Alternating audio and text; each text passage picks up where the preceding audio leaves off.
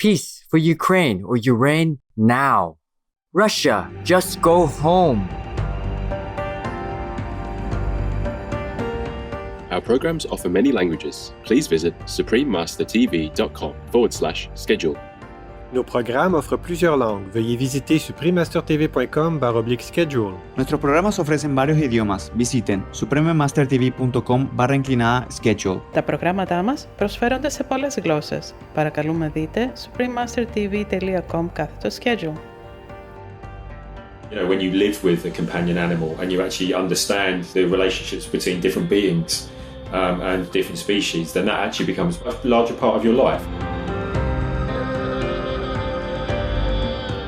Dr. Alex Lockwood, vegan, author, academic, and activist for the animal people, part 1 of 2.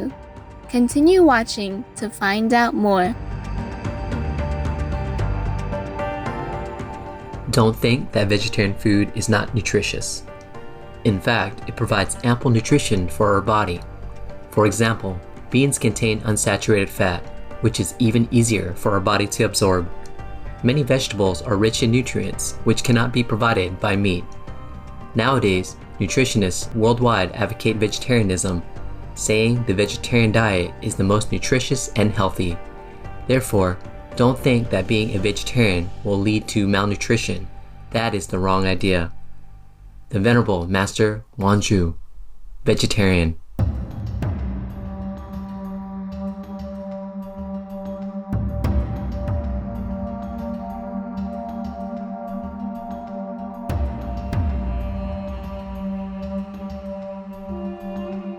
Comment ça va means how are you in French, one of the languages that's spoken by the Kanembu people in Chad.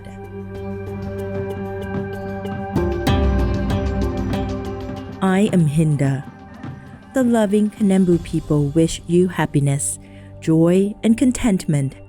May the most beautiful blessings from the heavens shower upon you each day.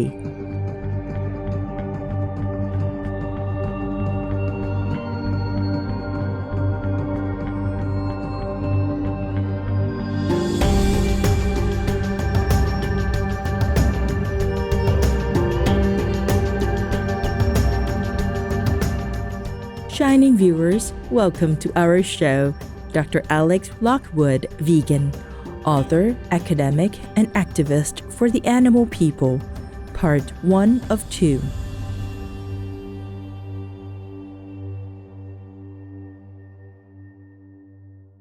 Today's guest, Dr. Alex Lockwood, is a vegan academic and activist for animal people worldwide.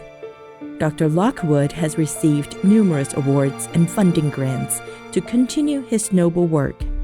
As a senior lecturer at Sunderland University in United Kingdom, Dr. Lockwood incorporates empathetic perspectives in his powerful lectures and writing. He introduces himself during a virtual interview from London. Thanks for having me. My name's Alex Lockwood. I'm a writer, academic and activist. I've been working in and around sort of animal activism and climate activism for, the last 20 years or so, actually. I was worked in for a media charity quite a long time ago, developing sort of projects in sort of the climate space. And I've been writing for all my life, but I really started taking it seriously around 2014. And then in 2016, I wrote a book called The Pig in Thin Air, which was an exploration, quite personal exploration of the relationship between climate change and the food we eat. And it was out the back of that I started to explore the issues more and wrote more books, became more involved in sort of frontline advocacy and activism. So I was very involved with the Save movement here in the UK and in Canada and America, actually, when I came across. And also for the last 3-4 years, I've been involved with an organisation called Animal Rebellion, which is about sort of like moving us towards more system change for the change our food system towards a plant-based future, very much for the animals and for the climate emergency. There are 211 countries and regions which have animal people protection laws. Obey the law of your country. No more animal people slaughterhouses. No more hurting. No more murdering them to eat, to lab tests, or for any reason at all. Be vegan, make peace. So be it. Dr. Lockwood works hand in hand with the Vegan Society, contributing valuable input from studies and research exercises to validate the beneficial outcome of a plant-based way of life. He goes on to describe his vegan journey from his youth. I've been vegan about 15 years and I was vegetarian for 20 years before that, really. And it goes a long way back. I remember, in my teenage years seeing an article in the weekend newspaper magazine about the slaughter of whales. And I suddenly knew that I didn't want to be part of that. And so I gave up meat then, long before I knew anything about vegetarian or even veganism. I hadn't even heard the word at that point. And then sort of, as you do, as people sometimes talk about, like you try it for a bit and then it doesn't stick for whatever reason. But in my late 20s, early 30s, then I knew there was something I wasn't comfortable with, so I became vegetarian. And around sort of like the age of 33, 34 for me, so about 15 years ago, I think a number of things happened at that time. The first being, I think, the advent of Facebook and social media. So the gatekeeping towards the images of what happens in animal agriculture became much more available and visual. And so I started to engage more with that material. It was about the same time as well, actually, that I adopted a cat.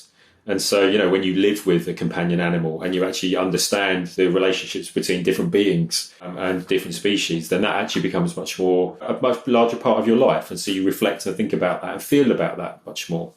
And I think also then I had the opportunity when I became an academic 15 years ago to think much more about the subjects that I wanted to read, research and write about. And as I was getting into that, I'd already been working in climate activism and climate project work for 5 or 6, 7 years. And then all of this information started to come together. But there was another element actually that did bring it all together. And it was like real personal, spiritual journey, that I'm sure many of your viewers would understand and resonate with. But I just knew I wasn't living the life that I wanted to live, and I had to take a step back. And actually, when I did take a step back, you might call it a really early midlife crisis or midlife bridge into a different kind of, more aligned future, I recognised that there wasn't really much I was doing that was right. I wasn't even breathing in a healthy, stable way. And I certainly wasn't eating or sleeping or doing any of these things in a healthy, stable way. And so I actually went through a process of learning meditation and practicing breathing. And the next thing on the list was sleep and learning how to sleep really healthily. And the next thing on the list was eating. So I was being a vegetarian, but not a particularly healthy or activated one. And so at that point, I went, well, how do I want to eat? And the question was, well, do I really want to start? Do I want to keep eating any animal products? And the question was no. And so that was the start of that journey. Vegan side effect. What effect? Wholesome viewers, we will take a moment to write down our key objectives in life to focus on daily, like a vegan solution for world peace and hunger. We will gain a new perspective on the daily problems that we focus on when we realize how lucky we are compared to many on our precious planet. Please stay tuned to Supreme Master Television. Peace for Ukraine or Urain. Welcome back to our show. Dr. Alex Lockwood, vegan, author, academic, and activist for the animal people, part 1 of 2.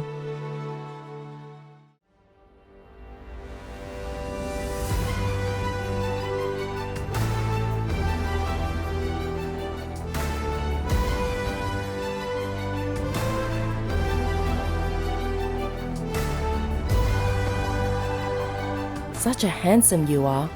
Vegan? No surprise.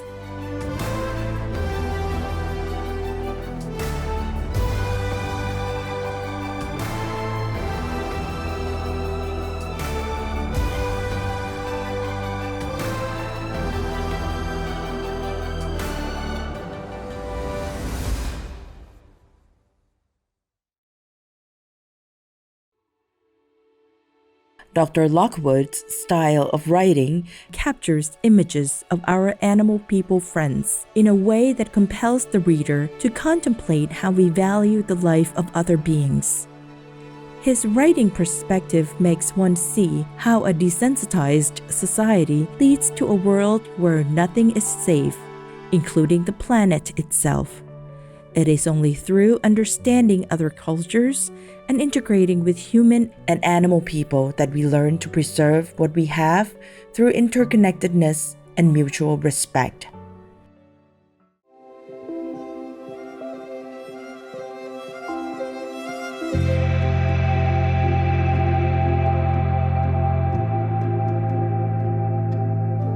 There are 211 countries and regions which have animal people protection laws. Israel is one of them. Israel Animal Welfare Law. This law prescribes up to 4 years incarceration for the cruel treatment of animal people, coupled with fines of up to the equivalent of $65,000.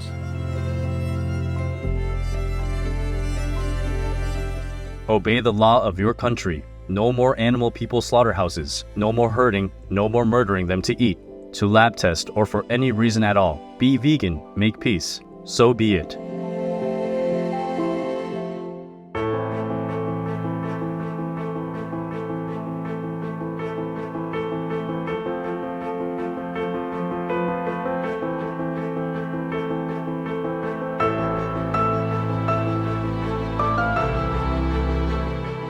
Through peaceful interaction, we learn that we are not that different from each other. We all want to live, we all want to love, and we all want happiness and peace, both humans and animal people.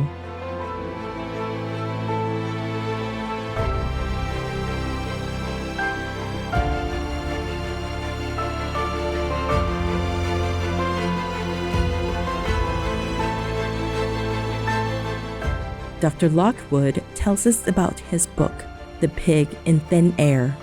I mean, the book, The Pig in Thin Air, is named after a picture of a pig who escaped from the back of a slaughterhouse truck in China in sort of like 2013, 2014. And I was struck by this picture. You know, I found it both fascinating and tragic, and wondered what had happened to the pig, and was horrified by what was happening to the rest of the pigs who didn't escape from the truck. And it just so coincided with a Winston Churchill Fellowship that I received at the time to go and explore pro-animal environmental education in Canada and the United States. So I was very lucky to go on this 2-month tour of North America, exploring these issues, particularly around sort of like cetaceans and whales and dolphins, and how we educate the public to be more pro-animal in terms of their behaviours. And at that time, I was very much moving from being just a vegan into being someone who's more active and an advocate for animals. And so I saw this picture of the pig, and I was reflecting upon it and thinking about it a lot. And on that tour, I went and did my first sort of piece of activism, which was attending a chicken vigil, a chicken slaughterhouse vigil in Vancouver with Vancouver Chicken Save at the time. And it opened my eyes profoundly to the suffering of beings within the food system. And so I wanted to write that book about a journey from someone who knew that they wanted to do more for animals and finding their place in that work.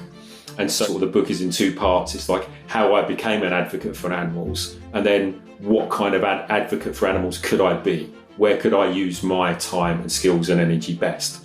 And that's what I did. I went and explored lots of different forms of animal activism and advocacy to find out where I could be of most service. Vegan, younger than before. Attentive viewers, thank you for your company today. Please join us again on Thursday, August 17th for the second episode of Dr. Alex Lockwood, vegan, author, academic, and activist for the animal people. Coming up next is A Master Incognito, Part 4 of 6, on Between Master and Disciples, right after Noteworthy News.